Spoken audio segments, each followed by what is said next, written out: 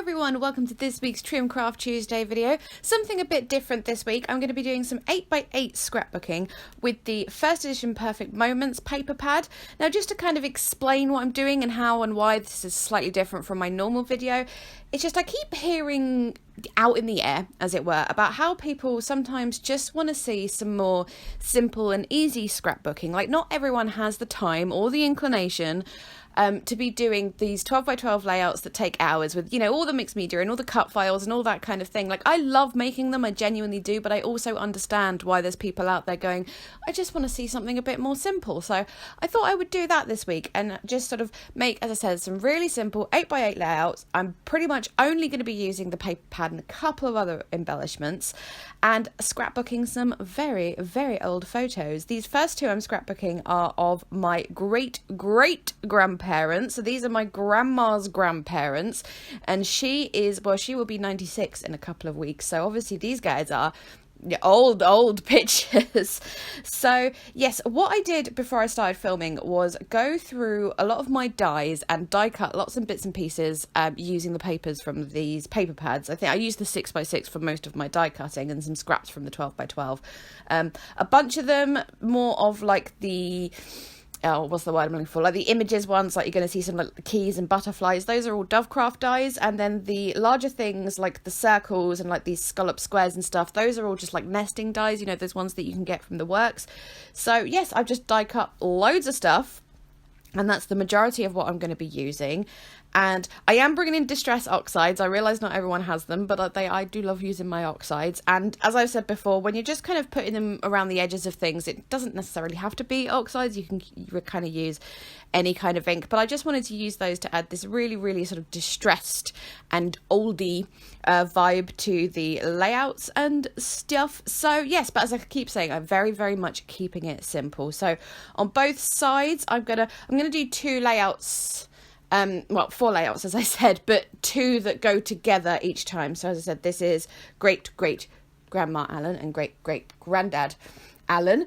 And yes, kind of have them together in the scrapbook, sort of looking at each other kind of thing. So it's sort of a double page layout at the same time. I am here bringing in this doily. This is Dovecraft Painted Blooms, I believe, but obviously you can get doilies like this anywhere and everywhere. I just distressed it with a little bit of the antique linen oxide to, again, give it that old-timey feel, and then just kind of constructing my layout with all these bits that I've die cut. And the pictures, by the way, the reason they're kind of cut like that and I had to then fussy cut them is because that's what the pictures are, like they're little cutout things. I found them in an envelope of stuff and it said who they were on the back of the little things, but that's why they're that shape and they're not like proper square photos, is because they are actually that shape, as it were. So yes, as I keep saying, just sort of assembling things and keeping it simple. As you saw, I did those ripped bits up the side, adding that sort of distressy feel and stuff. And I'm trying to keep the one with the great-great-granddad a little bit more masculine. So sticking more with the browns and the slightly less florally things. They both get a key on each side. Those are Dovecraft dies. I'm going to cut that butterfly in half and kind of have it go over both pages. I am going around the edges as well in Distress Oxide and old paper. I don't know how well it's showing up on camera, but it's very, very subtle. But again, it just gives it this kind of vintagey, distressed feel around the edges. And yeah, that's pretty much it for like the majority of what I'm going to do. I'm then going to go in with some very, very basic embellishing with some pearls. Just, flat back adhesive pearls, which you can get anywhere. The ones I use are probably Simply Creative, but the ones I use for this, I've had for so long, the packaging is long gone. Oh, also completely forgot, I'm bringing in these little letter stickers. These, again, I've had forever. I think they're from a sticker book that I bought from the range, and I think you can still get it. I'm not 100% sure, but I'm just going to write Julia because that was her name there.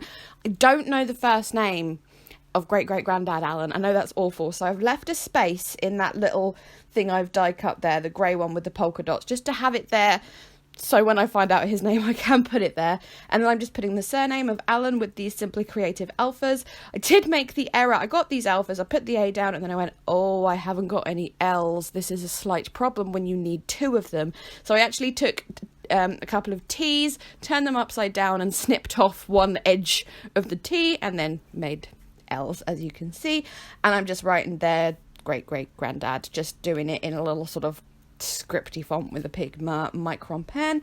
Here, adding those little adhesive pearls. As I said, I'm also going to go in with some of the Dovecraft pearl effects, because I just really like using them, to be honest. But as I keep saying ad nauseum, keeping it simple, I am here adding some colour shine in gold. If you don't have this, or you don't have an ink spray or something you can use, if you have some gold acrylic paint, which you can pick up really cheaply at somewhere like the Range or the Works for a couple of quid, just mix some of it with some water and then just splatter it on with a paintbrush. You don't have to use, as I said, the proper, inverted commas, inks.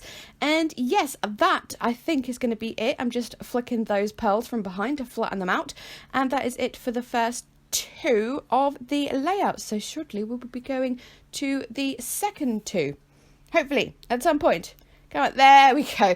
So these 2 pictures are much younger. This is the other side of the family, my mum's side of the family. This is her grandma, so my granddad's mum, Miriam, on the left, and then her daughter, so my mum's aunt, my great aunt Muriel, on the right there. Now Muriel, I actually have some info about, because she was a missionary in India, and she died quite young over there, and she's buried over there. I think it's Mukti. I'm probably saying that wrong, and I can't apologise enough. Where she volunteered and was a missionary, and then she went somewhere else as well. But then she went back to Mukti, and she died there, and she's buried there in 1950. Oh, it's on that piece of paper. I should have had it to hand when doing this voiceover. That is my bad.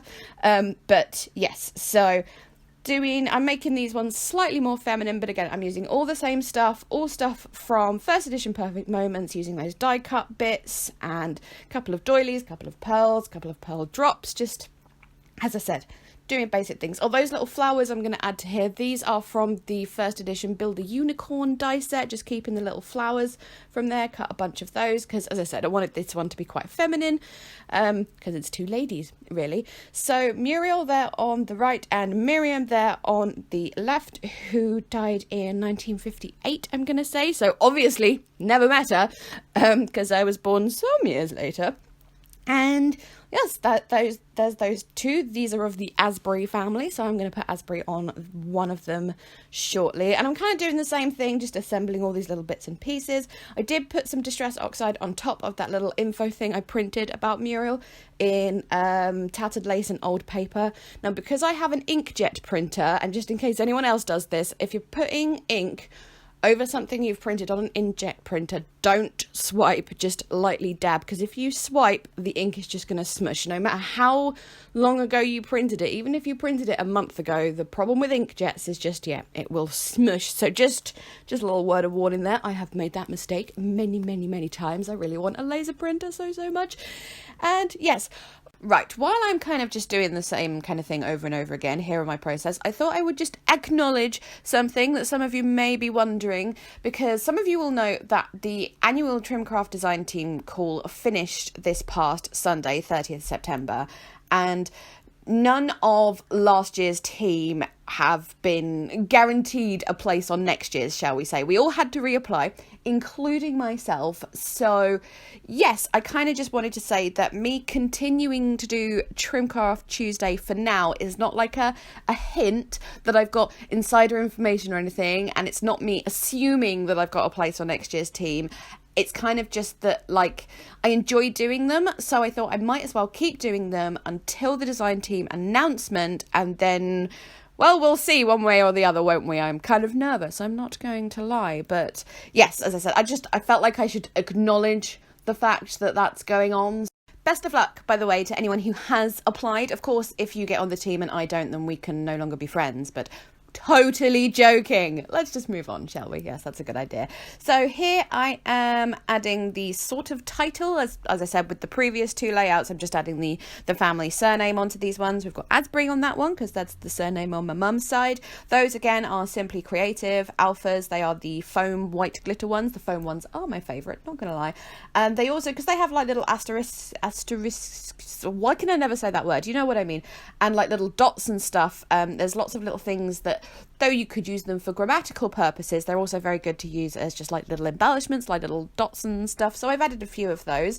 Again, I'm going back to those little letter stickers to add the first names to each of the ladies. With these, I've added, you might be able to just see, I've added a strip of very thin double-sided tape, roughly the length of, you know, how much room the word is going to take up, and then just sticking the stickers on top of that, because again, I don't trust them to stick for very long. So we're adding Miriam on that one, and then Muriel on that one, and then, oh, I decided to add some sequins to these ones because I had this pack of sequins. It's a Neat and Tangled pack. I can't remember the name of the mix, but it has like lovely peaches and pinks and stuff, and I thought that would go nicely with this sort of floral, vintagey, feminine thing going on. So just adding a couple of those. Again, using the tacky glue to adhere those. I think that works quite well. They're very, once they're dry, those sequins are right on there. They ain't coming off unless you really try hard. So yes, still adding some of those, and then I'm going to do the same as I did last time and add some of those Dovecraft Pearl Effects, but here I'm also going to add some splatters of white. This is the Picket Fence Distress Spray Stain, but just like with the gold spray, you don't actually have to use the spray. I mean, it's handy, obviously, if you have it, it's slightly easier. If you have some white gesso or white acrylic paint, and then just mix it up with some water, splatter it on with a paintbrush, that works fine too. So, as I said, finishing off with my little Dovecraft Pearl Effects, tapping them from behind to flatten them out into that lovely enamel dot shape, and that's it for the layouts. And I'm just showing you here me putting them into this little scrapbook. This is the V&A scrapbook actually, but I thought I would use it just to fill with all these old pictures that I keep stumbling across. I need to find some more actually, but yes, I did make the slight error of not actually measuring the scrapbook before I used it, because it's actually not quite 8 by 8, so the layouts do stick out a little bit, but never mind. And I know old school scrapbooks, coil bound ones, make some modern scrapbookers go, ah, no, you must use page protectors and stuff, but I honestly like the tactile feel of these kind of scrapbooks. They're just really satisfying. I don't know what it is, so sometimes it's just nice to enjoy the more simpler basic parts of scrapbooking, I think. So yes, there we go. I am finished. So please let me know if you enjoyed this kind of thing, this slightly simpler scrapbooking. Obviously, I'm not going to abandon my scrapbook layouts that take hours, because I genuinely really enjoy doing them. But I just thought I would give this a go, see what you guys think, and yeah, as I said, let me know. So yes, links as ever in the description box below. Please leave me a thumbs up if you enjoyed this video. Chat to me in the comments, and I believe I am now finished. Thank you so much again. I am going now. Bye bye.